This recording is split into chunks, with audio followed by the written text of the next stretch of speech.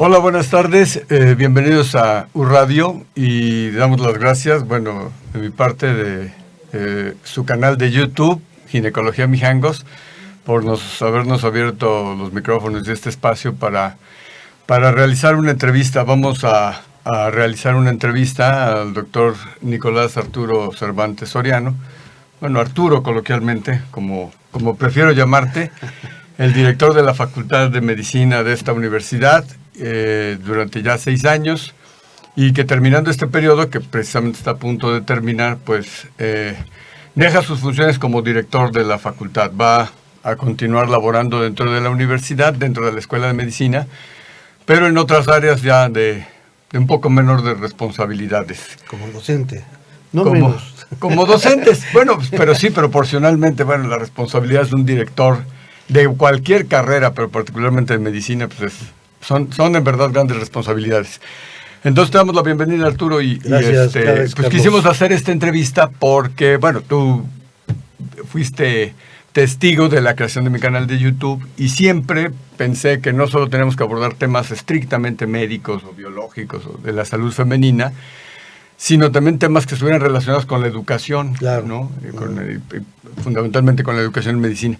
Entonces, ¿qué nos podrías platicar? Vamos a empezar, pues, por el principio. Vamos a empezar por, ¿qué nos podrías platicar de tu familia, de tu infancia, tu juventud, el inicio? Bueno, mira, mi familia fuimos, porque ya mis padres murieron, cinco de la familia, son 3 varones, yo el mayor, ¿sí? Y el único profesionista. Mis otros 2 hermanos se dedicaron a las ventas, al igual que mi padre, que fue comisionista, fundamentalmente, ¿no? Comerciante. Comerciantes, así es.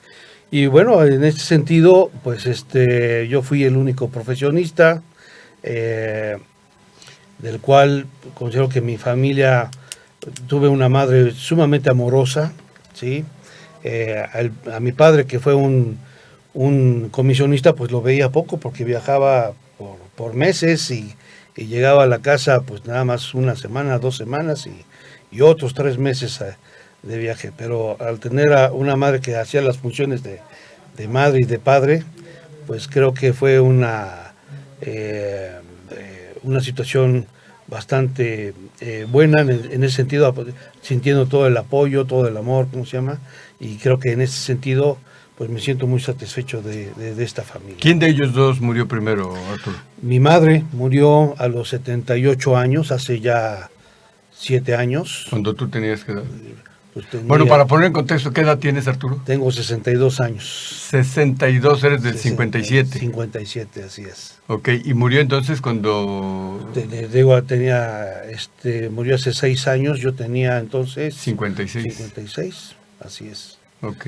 Y a los 3 años posterior murió mi padre. Siempre dicen eso, que sí, lo has oído, que habitualmente los varones subsistimos poco tiempo a la muerte de nuestras mujeres y en lo contrario no, las mujeres pasan 20 años, se muere el marido, 20 años y tan campantes. Así es. ¿Quién dirías finalmente la imagen paterna, la imagen materna y más la materna en nuestra sociedad en México? Pues es fundamental, pero ¿quién dirías tú que fue más influyente en lo que tú eres ahora, ya no como médico, sino como persona? ¿Quién dirías tú que fue? Definitivamente creo que fue mi madre. Fue la que influyó mucho en mi forma de ser, apoyándome en todo lo que yo hacía, ¿sí? Mi padre, yo sentí, pues aunque mi padre lo veía poco, era de un carácter muy alegre, era muy... algo que le admiré mucho a mi padre era que era muy jovial, ¿Como bohemio? Sí, como bohemio, sí, y era muy bueno conversando. Okay. De hecho, yo le puedo decir que él era un mago del tiempo. ¿Por qué? Porque las horas los convertía en minutos. Pues ¿sí? la heredaste, porque sí. Yo he pasado poco tiempo, pero con lo poco tiempo que he pasado platicando contigo, eres un excelente conversador. ¿Cómo definirías a tu madre, describiendo sus virtudes, sus defectos? ¿Cómo la describirías brevemente? Yo creo que mi madre era una persona amorosa, que ya lo dije, con muchos valores, muy religiosa, ¿sí? Y muy justa en sus haceres. Fíjate que con mi madre yo no vi esa rudeza, ¿cómo se llama?, en la disciplina. El rigor. El rigor. Yo no vi ello en mi madre, al contrario, eran con palabras, el convencer, y eso es algo que me marcó mucho de ella, fundamentalmente. Pues lo vemos en la facultad, ¿no? O sea, porque eso, fíjate que lo que tú describes es la característica, o bueno, lo pienso yo como la característica de un buen docente. Uh-huh. O sea, no reprimir al alumno, sino simplemente guiarlo, ¿no? Con amor. Así es. Puede uno conseguir maravillas. ¿Cómo fue que te decidiste a estudiar medicina? Pues mira, eso fue por un tropiezo. Realmente yo no quería estudiar medicina. Yo lo que quería estudiar era ser biólogo. ¿Desde qué edad? Desde la preparatoria, ya tenía como 17 años. Mi vocación era la biología. Oye, y de niño y de niño muy pequeño, pero así de muy pequeño, bombero, policía, astronauta. Pianista. Ah, ok. Pianista, me gustaba mucho la música clásica, pero nunca estudié medicina. ¿Nunca estudiaste música? Música, sí, música, no estudié música, pero era un apasionado del piano. Pero sigue siendo un aficionado importante de la música, ¿no? Es un melómano. Perdón, pero te interrumpí. ¿Y entonces cómo fue que de la biología derivaste a la medicina? Lo que pasa es que en ese entonces, en el 73, no había biología acá en Puebla. Tenía que ir a México. Y no decidí, pues lo más cercano a la biología pues es la medicina. Pero al final derivaste un poco en la biología, ¿no? Claro, porque me dediqué a la fisiología, claro, que era lo que realmente me apasionaba. Claro. Sí, porque muchos probablemente de los que están oyendo el programa y de los que vayan posteriormente a ver los videos, puedan no entender bien la división, ¿no? Pero el médico, pues en parte muy importante es biólogo, pero el biólogo fundamentalmente ve las áreas básicas de la medicina y tiene relativamente poco contacto con el paciente, ¿no? Un contacto menor. Correcto. ¿Y dónde estudiaste medicina? En la UAP, ¿verdad? En la UAP, allá hice la carrera de medicina.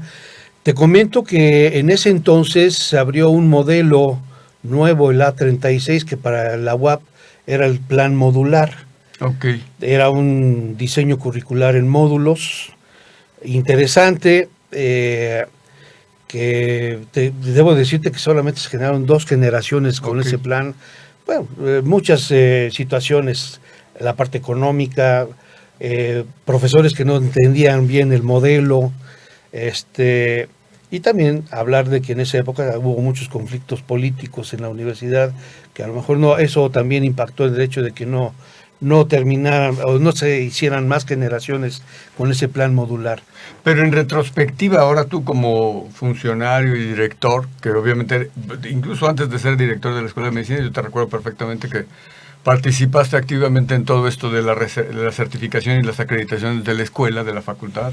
Entonces, obviamente tú ahora, ya pasado tantos años, puedes juzgar críticamente ese modelo. ¿Qué opinabas de ese modelo? Yo creo que es un modelo bueno. Lo que se busca, y estoy convencido de ello, es intentar buscar la vinculación de las materias básicas con las clínicas, que eso es lo que caracteriza mucho al modelo A36 o el modelo modular.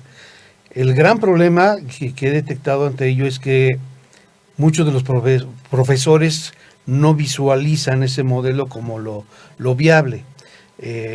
Buscan mucho, están tradicionalmente, se refleja el modelo tradicional de que primero son las básicas, después las clínicas, pero el aprendizaje, yo en lo particular, en mi experiencia, es fundamental esa vinculación básico-clínica para que los chicos realmente vean esa parte de la integración, que sí debo decirte que creo que es la parte más difícil de la medicina. Pero incluso en los programas actuales, aunque estrictamente no sea como lo dijiste tú, como por módulos, pero ya se hace mucho más de eso, ¿no? Ahora se hace mucho porque, por ejemplo, ya en prácticamente todas las escuelas de medicina buscan alguna materia que integre esa parte básico-clínica.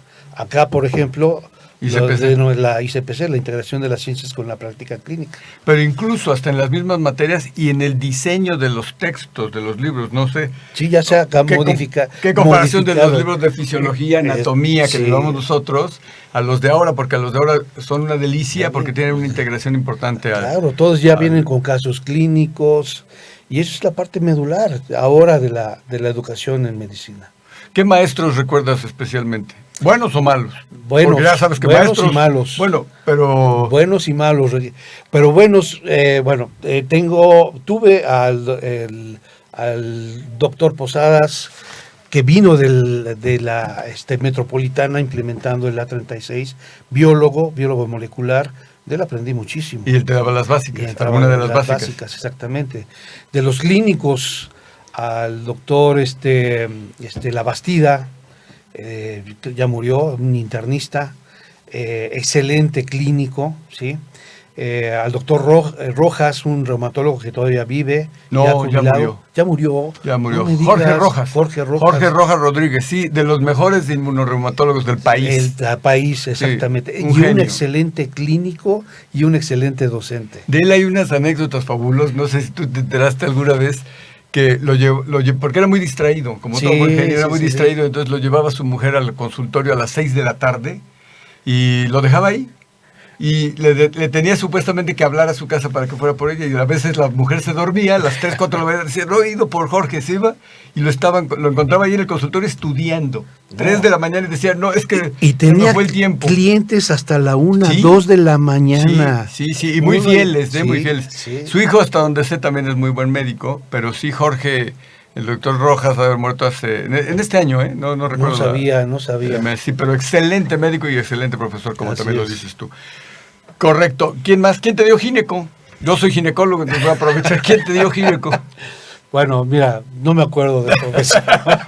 Eso quiere decir que no te marcó. No me marcó. Ni te gustó la gineco. Ni me gustó la gineco.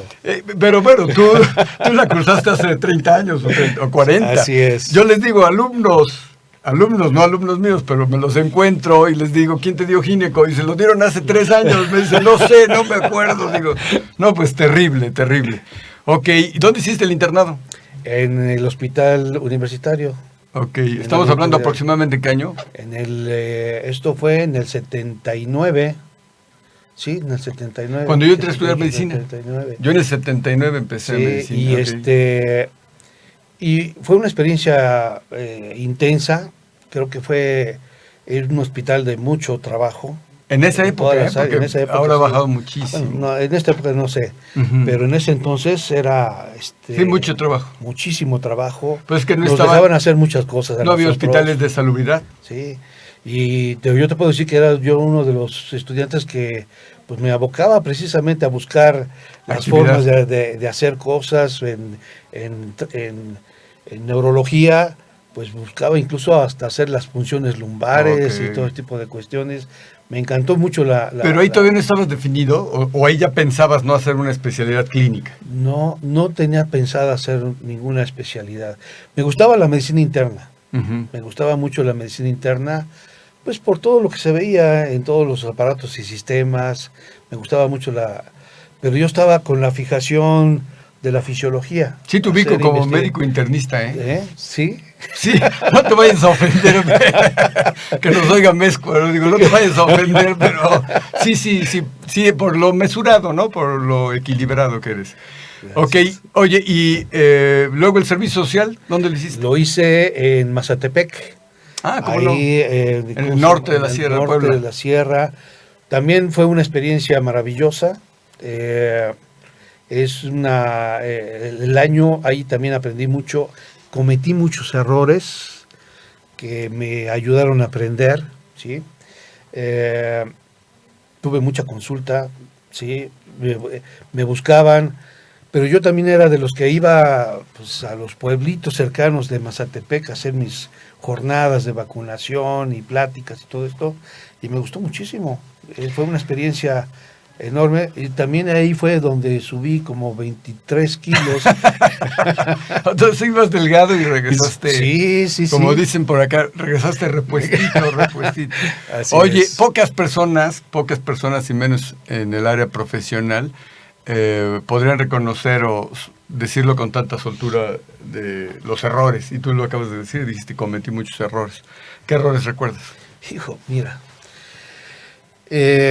Cometí, por ejemplo, algo que me impactó mucho a un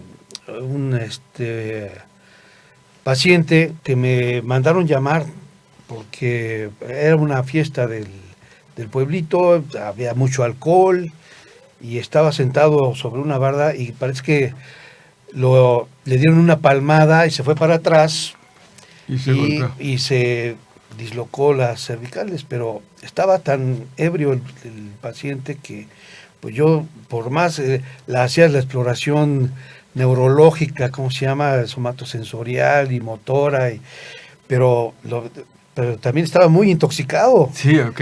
Entonces yo estaba con la duda de, bueno, de si realmente había pasado algo neurológicamente, porque no podía moverse, había flacidez. Y no cooperaba. No te explicaba nada de lo que él sentía. Y pues yo decía, no, pues está tan borracho que ahí no sé exactamente qué cosa era. Pero finalmente murió el paciente por una problema cervical, ¿sí?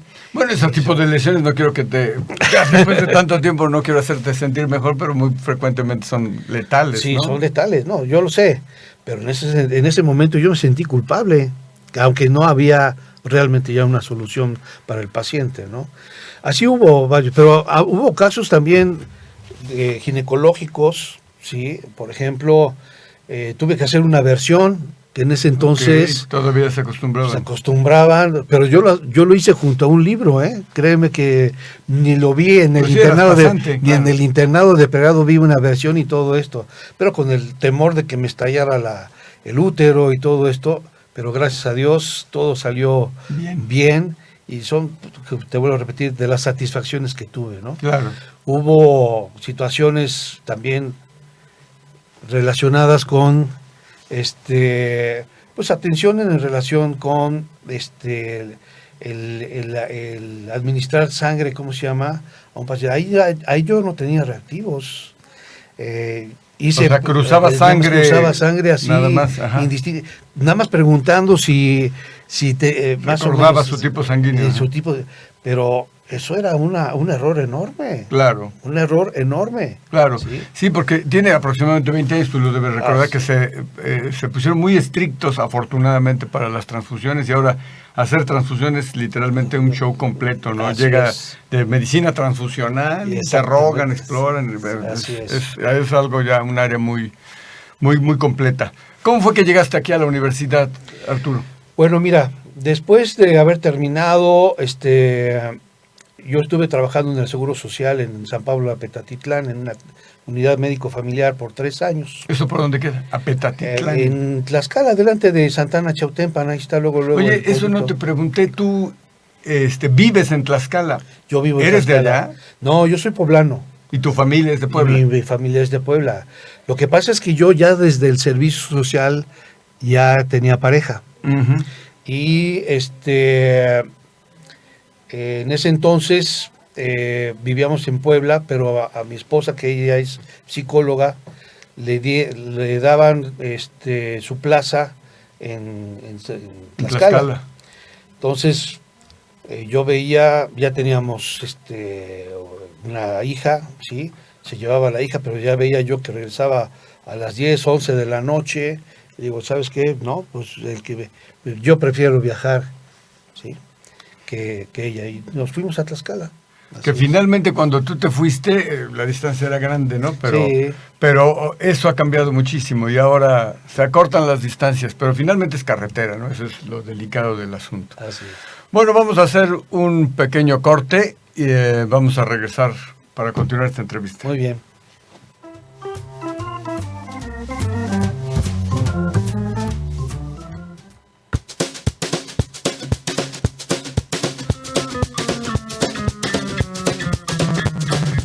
Mitad de Estudiambre presenta un espacio cultural. Pide al tiempo que vuelva. Es una película ubicada en 1980. Esta película nos demuestra que el tiempo es subjetivo mientras exista algo que nos acerque a la persona que queremos y que una moneda tiene el poder de hacernos volver al pasado.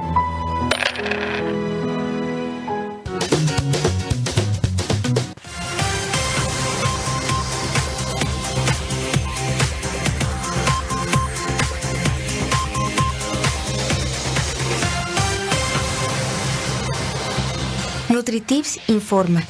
Para tener un buen cuidado de tus alimentos en el hogar es necesario que, cuando quieras desinfectar tus verduras o frutas, primero límpialas bajo el chorro de agua, después remójalas en algún desinfectante como es el bicarbonato, pon una cucharada por 1 litro de agua o bien con cloro, que son 5 gotas por litro de agua.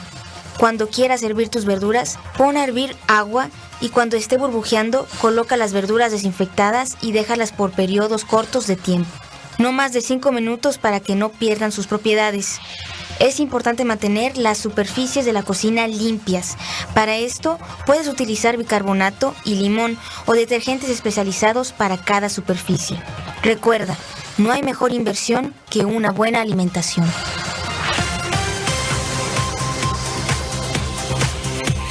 Soy de Yotosco Guerrero, Puebla. Estoy en el 9º semestre de fisioterapia en UPAEP y he encontrado mi vocación. Recordar mi infancia es recordar una época de mucho esfuerzo.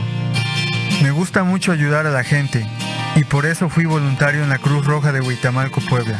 En bachillerato hice servicio social en una unidad básica de rehabilitación, lo cual me convenció de que fisioterapia era lo que realmente quería estudiar.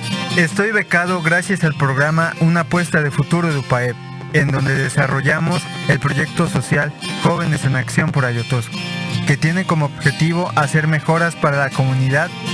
Desde mi área de estudio hicimos un manual para que los pacientes continúen su tratamiento desde casa, aun cuando no puedan asistir a consulta. El próximo semestre me iré de intercambio a España. Es otro sueño cumplido y una apuesta de futuro y UPAEP me han dado esta gran oportunidad.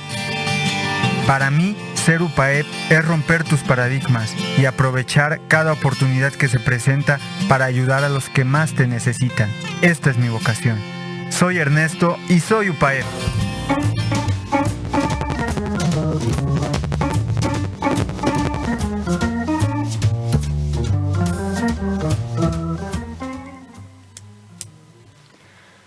Hola, pues ya regresamos a continuar con la entrevista.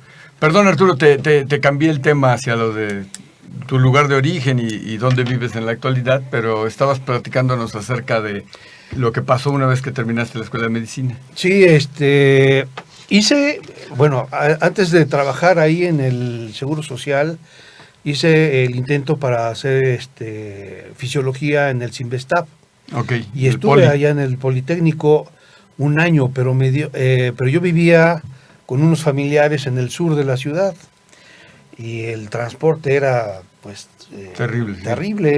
No, bueno, pues en comparación Puebla a México en ese entonces, claro. Pues me pareció terrible y me dio un cuadro de herpes zóster, pero tremendo, ¿sí? Herpes zóster, o sea, aquí en la parrilla costal. En la parrilla costal. Pero, y eso les da habitualmente a los viejitos. Pues sí. Pero tú tenías que 30 años, 28. Yo tenía 24 años. Atípico. Pero el estrés, ¿no? Sí, por el estrés. Lo tuve que dejar porque la verdad me tardó, sí. Entonces entré a trabajar allá a San Pablo, a Petatitlán, en el Seguro Social. Que Oye, también, perdón, ¿todavía tienes síntomas del herpes? Porque pues dicen, nada más insensibilidad en la zona de... Porque pasan 30, 40 años y sigue uno con sintomatología, ¿no? No, pero yo ya prácticamente tengo insensibilidad en la zona torácica. Costal. Nada más eso quedó, afortunadamente. Pero pues, tú sabes que esto puede reincidir. Sí, llega a haber recidivas, sí. Pero esperemos que no, pero bueno. Bueno, te platico, y estuve allá en la unidad médico-familiar, que también fue una experiencia enriquecedora, ¿sí? Pues, la rutina de las consultas, ¿sí? Pero te digo que ahí estuve 3 años, ¿sí? Cuando me enteré que en la UAP estaban abriendo la maestría en fisiología. Okay. Conocía a los que iniciaron en ese entonces, los doctores Holmgren, unos chilenos. ¿Y ahí estamos hablando qué, como del 85? 85, exactamente. Okay. Y pues ingresé a la maestría. 2 años. 2 años, 3 años realmente. Y te voy a explicar por qué. Ahí me involucré mucho con la parte de teoría del caos. De hecho, fue un biofísico uruguayo, Rubén Bodelli, quien fue mi asesor, mi tutor en la tesis, y me apasionó todo este tema del caos, la teoría de la complejidad, ¿sí? En ese entonces me tocaba experimentalmente determinar el marcapasos en los moluscos, en los caracoles, Okay. ahí la disección, todo ese proceso, luego cómo insertar una, pues prácticamente una pipeta de vidrio muy fina para ubicar el potencial de membrana y detectar los potenciales de acción, y le aplicaba pulsos, Okay. y utilizando una herramienta que se llama mapeo de Poincaré, pues determinar cómo estaba estos cambios en Transmisión. el marcapaso y todo eso, porque lo que buscábamos era aniquilar el potencial marcapaso y en qué fase muy específica. Pero creo que esto me apasionó tanto que pues se buscó otras áreas importantes, por ejemplo en el corazón, esa posibilidad Claro. de determinar en el marcapaso del corazón y cómo en algunos pulsos que se pudieran generar pudiera aniquilar o restaurar, como Como decir, querer guiar la conductividad, pues. Exactamente, Okay. ¿no? ¿Y eso fue tu tesis? Eso fue mi tesis sobre la teoría del caos en los potenciales marcapaso de los moluscos, Okay. del caracol. Y lo hacían con caracoles. Con el caracol. Ahí fue donde incluso pues hacía de un registro en papel milimétrico y hacer el cuenteo, ¿sí? Allá hasta el final fue cuando empezó todo esto de la computación y esto facilitaba. Claro, el trabajo. El hacer un registro con papel milimétrico me llevaba 2-3 días, una grafiquita. Y ahora probablemente 5 minutos se hagan. Mientras estás haciendo el registro experimental, ya se estaba haciendo el gráfico de Poincaré, ¿no? Claro, claro. Bueno, y te decía yo hace rato, y mucho lo destaca el doctor Burgos Ochoategui, mi maestro, el doctor Burgos, que dice que casi fue el responsable que tú entras aquí a la escuela. ¿Es cierto? Sí, es cierto. ¿Qué tan cierto es? Porque mira, ya sabemos que en todo esto siempre hay algo de realidad y algo de que le echamos, como dicen, de nuestro ronco pecho, ¿no? Así es, mira, cuando yo terminé la maestría, estábamos hablando del 2000, no, ya había terminado con antelación, lo había terminado en el 1990, entre 98 y 99.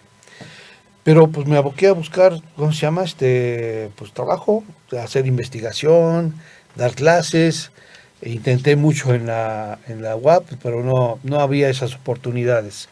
En el 2001, en agosto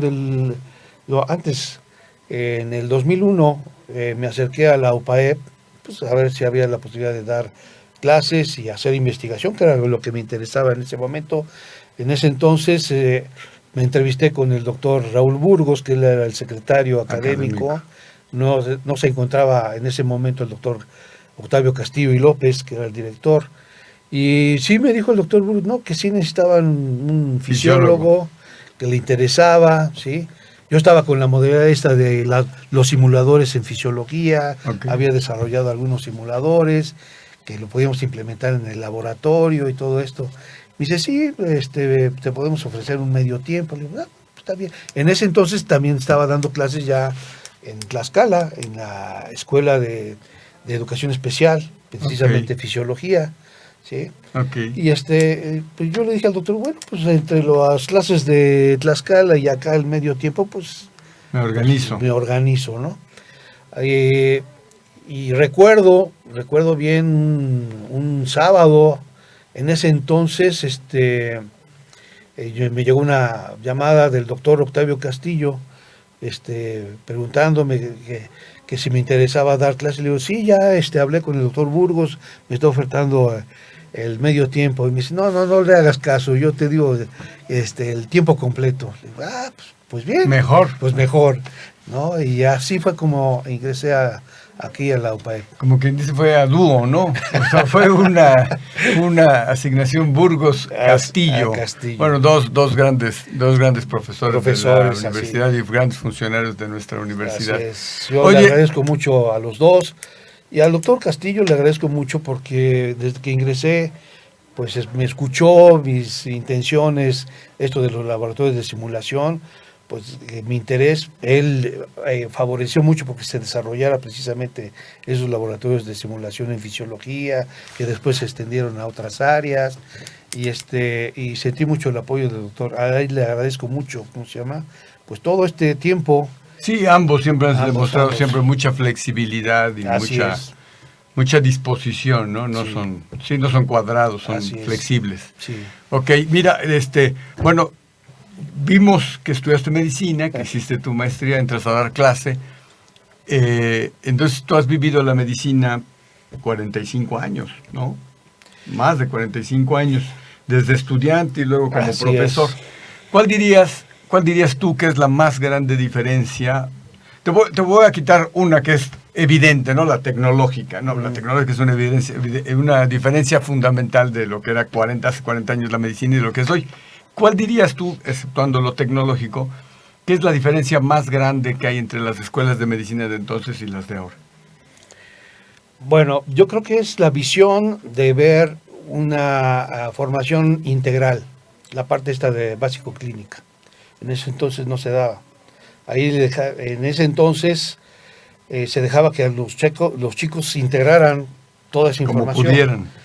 Ahora en la actualidad es lo que se busca mucho en las diferentes escuelas, ¿sí? Ha crecido los contenidos temáticos en todas, o sea, por poner un ejemplo, imagenología. En ese entonces, pues que no era resonancia magnética ni nada de este tipo de cosas, ¿no? Ahora se ha extendido a otras tecnologías en esa parte. Pero también la medicina ha cambiado mucho en la parte terapéutica, ¿sí? Y cómo enseñar la medicina. Y los chicos tienen más herramientas, la parte de la biblioteca, por ejemplo. Claro. Yo lo vi, por ejemplo, en la UAP, pues ahora tienen una muy buena, bueno, en la actualidad no sé si tengan la misma que cuando yo terminé el internado, una excelente hemeroteca y de la parte de biblioteca digital no existía en ese momento. Pero aquí teníamos grandes problemas en ese sentido en relación con la biblioteca. La hemeroteca pues prácticamente pues no existía, ¿sí? Pero en la actualidad una biblioteca digital es lo que se ha estado abogando. Los muchachos tienen más herramientas de lectura, ¿sí? Más donde informarse, ¿sí? Que es una parte fundamental dentro de la formación. Ya no se tiene la misma práctica de antes. Esto es algo pues que la misma crecimiento de la matrícula en las diferentes escuelas pues ha limitado mucho esa práctica. Claro. Y esto, pues lo que buscamos en las escuelas en la actualidad es buscar las alternativas a sí, como la simulación. La simulación, ¿no? Claro. Que bueno, que de todo, que aunque tú decías que no le entrábamos a la parte tecnológica, creo que sí es una parte muy inevitable. Inevitable, ¿no? No, te lo dije a propósito porque pues sí, claro, lo más evidente en todos los rubros, no solo en la medicina, es el avance tecnológico impresionante que sí, conseguir lo que tú decías hace rato de la hemeroteca. Yo para hacer mi tesis, por lo menos destiné unas 40, 50 horas a estar en la biblioteca buscando artículos. Así es. Ahora un joven bien preparado, eso que yo hice en 40 horas, él lo hace en 20 minutos. Así es. Es impresionante. Es impresionante. Impresionante. Muy bien, ¿cuál dirías, Arturo, tú que es tu principal logro como director de la facultad? Tuyo, personal. Obvio, como lo del tecnológico que te dije, ¿no? Tú vas a decir es un trabajo de equipo y efectivamente, ¿no? Recibes ayuda de muchísimas personas, pero ¿cuál sería tu más grande logro? Bueno, mira, es una pregunta complicada porque yo tengo que valorar qué es exactamente ese logro. A ver... del que estás más orgulloso, pues. Del que dirías tú, me gustaría que... A todos nos olvidan, ¿eh? O sea, estoy consciente de eso. Yo creo que... En 20, 50 años te sigan recordando por eso. Hay un aspecto muy importante en este sentido, el hecho de que una instancia externa te pueda evaluar.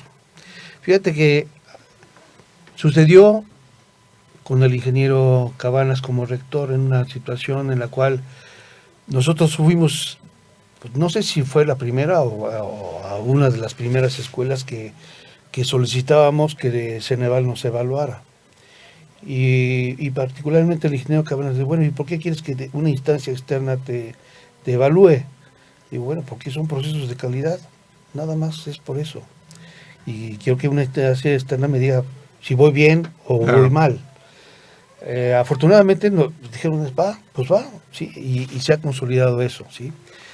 Y el hecho de que ahora, yo había dicho en ese momento, ¿cómo se llama? Que fuera una Pero ahí instancia estamos externa, hablando del 2002, 2004, aproximadamente, ¿no? Sí, es por esas fechas, ¿sí? Sí. Y ahora en la actualidad, el hecho de que tengamos, estemos en el padrón de alto rendimiento por precisamente una instancia externa, pues yo creo que es uno de los aspectos que hemos logrado, ¿sí? Otras escuelas lo lograron antes que la Facultad de Medicina. Claro. Pero estamos hablando de una escuela muy grande, tengo 2.600 chicos, donde la matrícula es importante, y sí creo, y lo voy a decir porque creo que es algo que tú promoviste. Sí creo, es que una alta matrícula baja la calidad. Claro. Baja la calidad educativa. Requerimos buenos maestros, más maestros buenos, ¿sí? Más estructura, más campos clínicos, en fin, toda una serie de variables. Esto es exponencial, ¿no? Sí, es decir, es el doble de calidad o el doble de profesores, sino ¿no? es un incremento y exponencial. mantener eso, créeme que es complicado. Y esto involucra pues, hacer mucha gestión con los mismos profesores de los hospitales, en la cual pues entrarle de lleno a la parte educativa, esa parte de la motivación y todo esto, creo que es un logro importante, ¿no? Claro, claro. Perfecto. Bueno, vamos a hacer una segunda pausa para continuar con la entrevista posteriormente.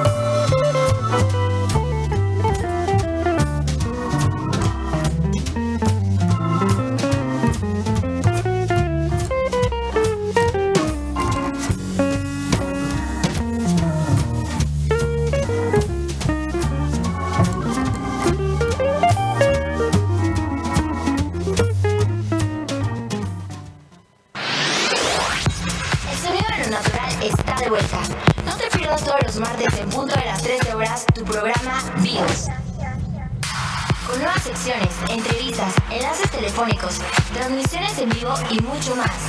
BIOS, el sonido de lo natural está de vuelta. No te lo pierdas, todos los martes en punto de las 13 horas.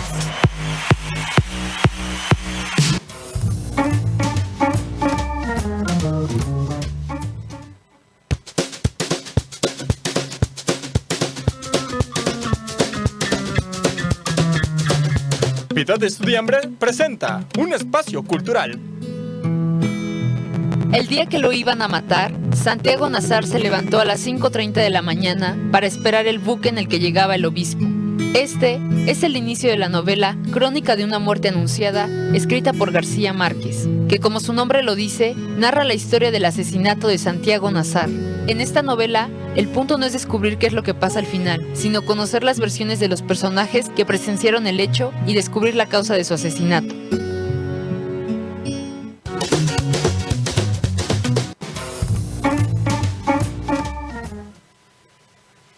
Hola, regresamos a nuestra entrevista con el doctor Arturo Cervantes.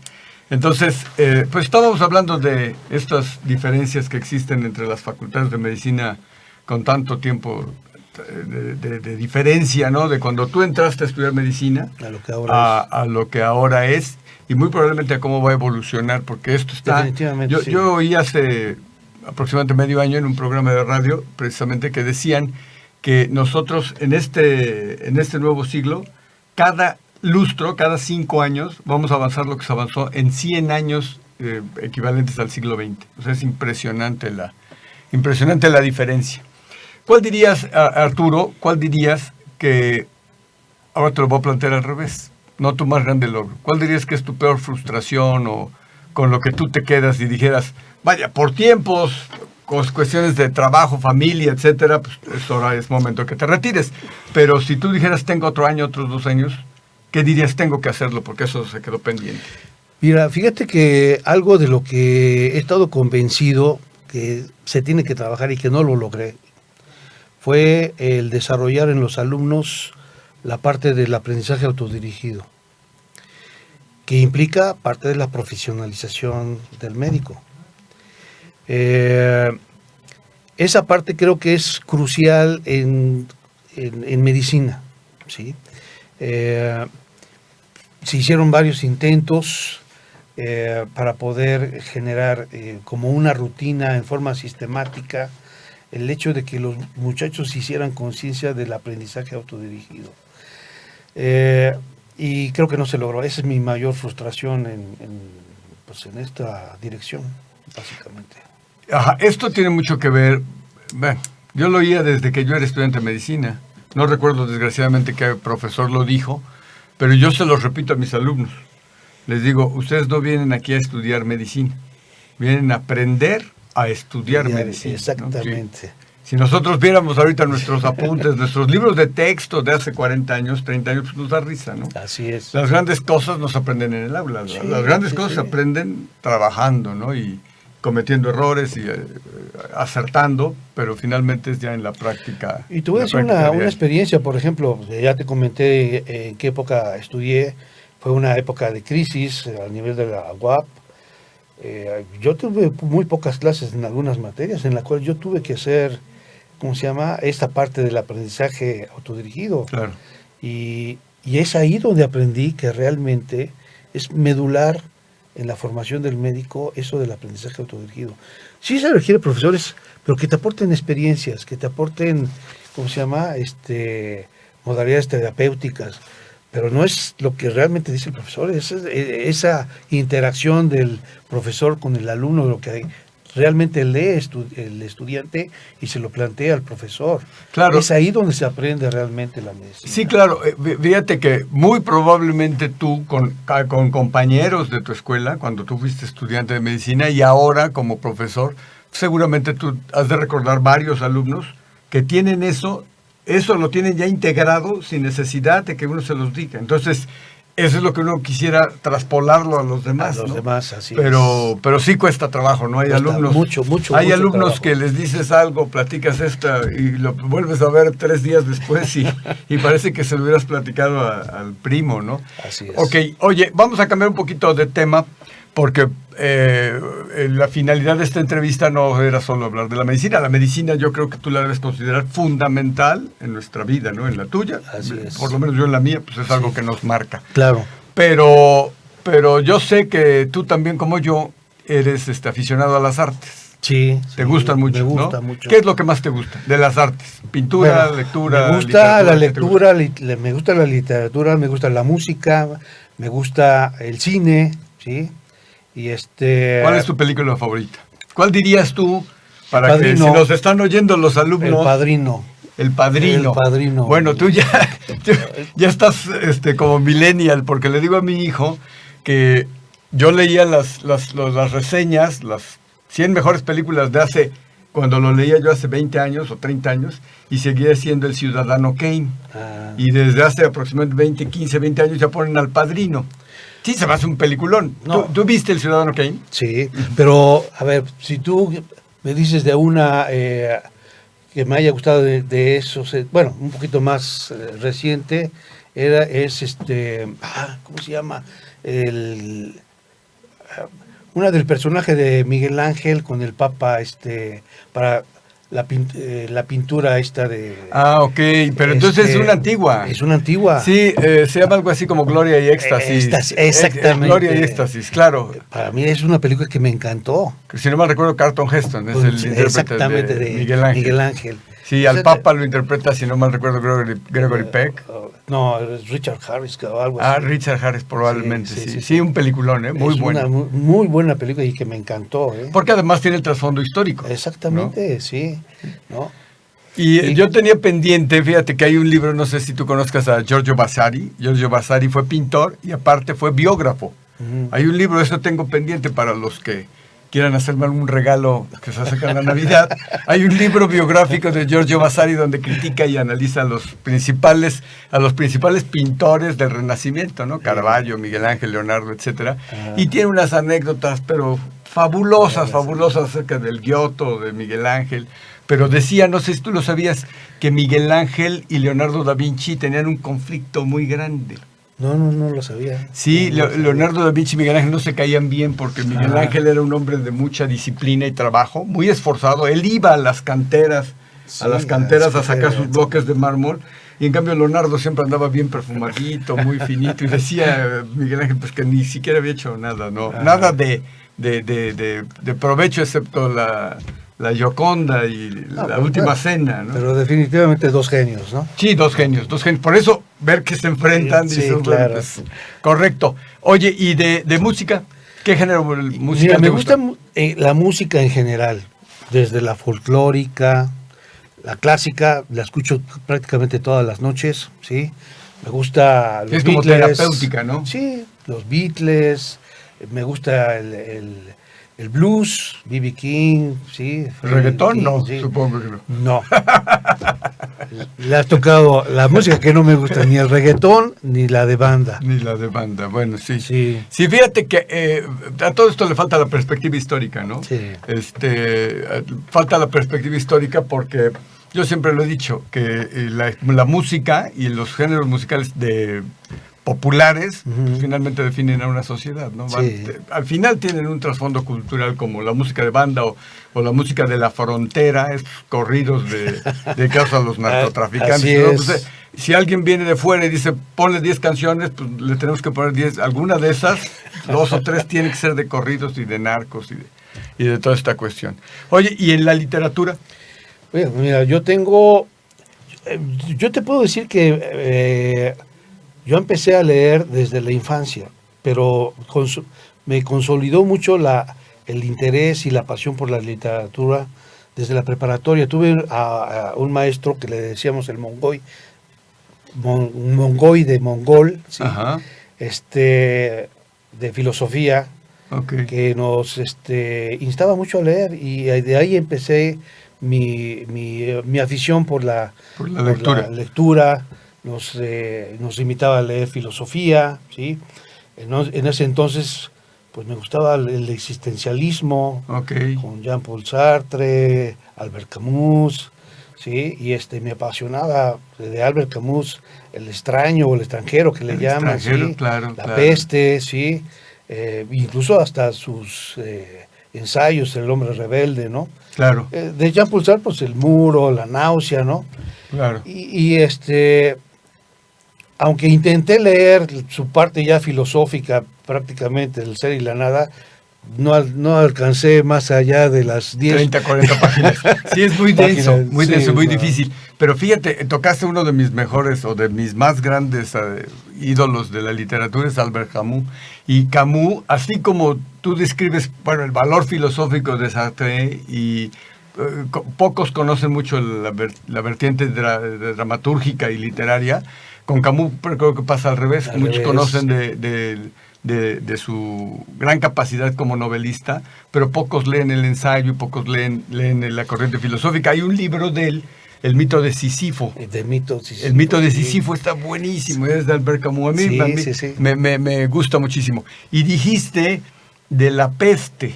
La peste, yo para todos los alumnos de medicina que nos puedan estar escuchando, Recomendable. siempre se los recomiendo muchísimo, porque Muy la peste habla de un cerco epidemiológico que establecen en un puerto del norte de África y lo que tienen que hacer los médicos para vencer a la peste. Así es. Y de eso siempre les destaco el último párrafo. El último párrafo de la peste, no recuerdo literal, pero dice algo así de que este libro está dedicado a las personas que no pudiendo ser santos, se deciden a vencer a la peste y sus cómplices queriendo ser médicos. Así es. Digo, no, cuando lo lee uno dice, bueno, sí estoy sí estoy en el área que me corresponde. Claro. ¿Qué otro autor te gusta? Mira, de los latinos, Mario Vargas Llosa, ¿sí? Claro.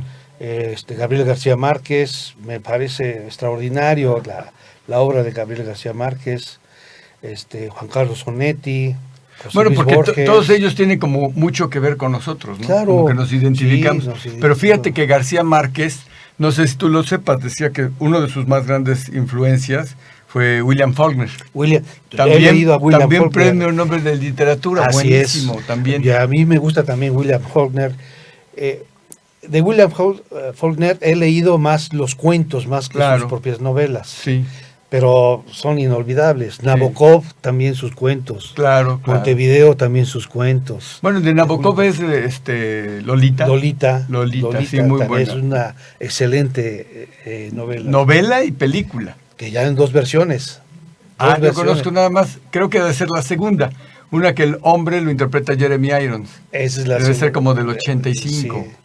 ¿Y la Hay primera otra, entonces de quién fue? No recuerdo ¿cómo se llama? El actor. Pero hay dos versiones. Ok, sí, Lolita es una obra que debe uno y leer. que generó ¿no? mucha Controversia.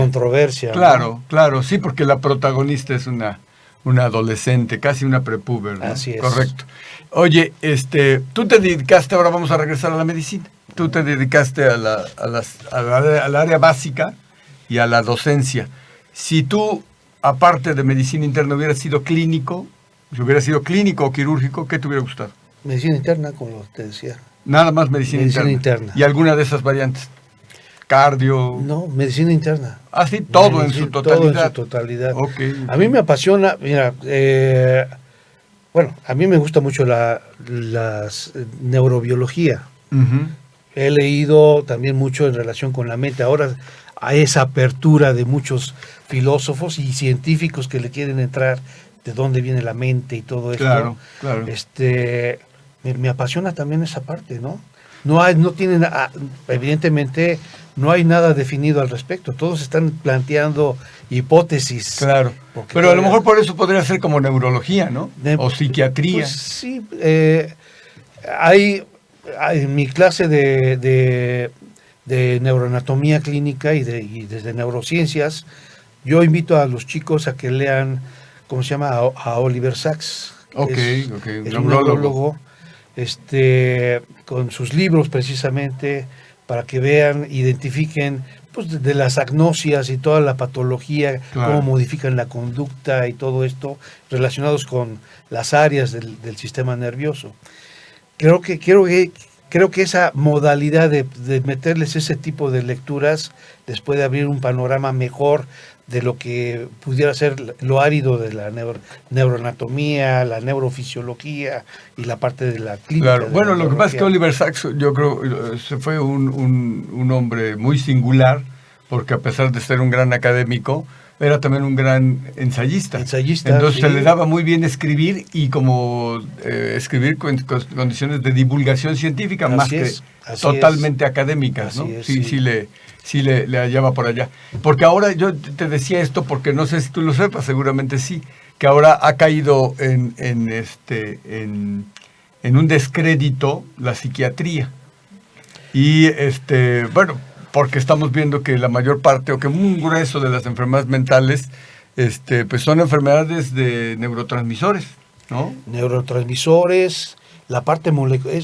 Si tú leyeras la parte de neurociencias relacionadas con algunas patologías, como por ejemplo la parte de la demencia en la enfermedad de Alzheimer, tiene una implicación a nivel molecular impresionante. O la depresión. O la depresión. La depresión es un problema que es prácticamente una epidemia Claro. en nuestro entorno. Y la cantidad de información que se está generando al respecto, que no solamente son neurotransmisores, la formación de redes neuronales que pudieran generar este tipo de problemas es impresionante. Claro. ¿Sí? Mira, no fue intencionado, pero ya que entramos en este terreno, yo te plantearía, ¿qué opinas tú de la gran cantidad, pero de la enorme cantidad de alumnos universitarios deprimidos que tenemos en todas las universidades de todo el mundo? Sí. que tiene que ver, incluso yo dije universitario, bueno, todos los jóvenes, pero particularmente los estudiantes de medicina, que aparte están sometidos a una fuente de estrés impresionante. Sí. ¿Qué debemos hacer? Mira, aquí hay muchas variables al respecto. Mucho viene también del aspecto familiar. Hay mucha disfunción familiar, donde puede generar también parte de estos elementos. La riqueza es impresionante el hecho de que no le encuentren esa satisfacción por la vida. El gusto. ¿No? El gusto por la vida, ¿sí? Como les planteo a los chicos, a ver, es una vida sin el estrés, una vida sin las complicaciones propias de la vida, pues eso no es lo ideal. Es monótona. Es monótona. Hay que saber sortear esto y enfrentarse a los problemas de la vida. El poderte enfrentar y salir adelante es lo que te lleva a la satisfacción propia, ¿sí? Pero de fondo hay problemas, yo creo que incluso que se arrastran desde la infancia, que van generando pues estas modalidades en la liberación de neurotransmisores, en el desarrollo de circuitos neurales que pudieran desarrollar este tipo de problemas, ¿sí? Yo creo que esto se tiene que remediar desde la infancia, ¿sí? Tiene que ver mucho el amor de los padres, claro. La interacción de los padres, la interacción con los hermanos, las amistades, donde te van modulando ese proceso de plasticidad del sistema nervioso, ¿sí? Y que al final, si tú vas arrastrando toda una serie de factores, pues se va a traducir fundamentalmente en un problema de depresión que no se está resolviendo. Pero fíjate, yo lo aparejaría a el alto índice de depresión en los jóvenes, lo aparejaría también al alto consumo de sustancias prohibidas. Ah, claro, definitivamente. Entonces dices, una familia no integral, sí, ya no digamos disfuncional, eso pero sí, te lleva a ese tipo de situaciones. A lo mejor en nuestra época, tú lo debes recordar perfectamente, era el alcohol, ¿no? Sí, O sea, ¿cuántos compañeros tuviste sí. tú que se embriagaban para resolver sus tabús, pero problemas ahí atorados? Sí, y ahora definitivamente es como de largo plazo. ¿No? Definitivamente las adicciones tienen un papel fundamental en esto. Pero esto es lo mismo, hay que trabajarlo desde la infancia. Mira, yo también pienso, no sé si tú estás de acuerdo, en que debemos generar, o debemos tratar de generar en los niños y en los jóvenes una diversidad por gustos y preferencias, ¿no? O sea, es decir, que no me guste solo lo que veo en mi teléfono celular o lo que veía yo en la televisión, sino aprender a generar en el gusto por pasear, gusto por escalar un cerro, gusto por darle a la bicicleta, gusto por correr, gusto por realizar alguna otro tipo de actividad o pasatiempo. Esto me lleva a mí a pensarte, ¿qué vas a hacer? ¿Qué vas a hacer ahora que tengas mucho más tiempo para ti y para tu familia? Eso, voy a dedicármelo más a mí, voy a hacer ejercicio, ¿sí? Me gusta la natación. Excelente deporte. Le pienso dedicar a la natación. Me gusta salir con mi esposa a conocer lugares, ¿sí? Viajar, ¿sí? Es lo que me interesa mucho. Quiero disfrutar a mi esposa y de la vida. Claro. Vas a lo mejor antes tus hobbies y pasatiempos eran el 10% y ahora va a ser al revés, ¿verdad? Vas a dar clases 10% y todo lo demás. Exactamente. Después de casi 35 años de estar trabajando, ¿no? Aquí en la universidad, casi 30 años, pero ya dando clases, pues te digo que daba clases en la Universidad de Tlaxcala, lo di 2 años, ¿sí? En prepas, entonces ya tengo como 35 años dando clases. Sí, pues toda una vida. Así es. Toda una vida. Muy bien, Arturo, pues fue un placer. Mira, hicimos tu comida de despedida la semana pasada, la pasamos muy bien, oímos palabras muy sentidas de mucha gente de algunas personas que incluso yo no esperaba oír esas palabras, pero fabulosas. Pero yo creo que te pregunté hace rato cuál era tu más grande logro. Tu más grande logro, Arturo, es la integración fabulosa que hiciste con todos los que dependíamos de ti. Todos los que fuimos o te consideramos nuestro jefe.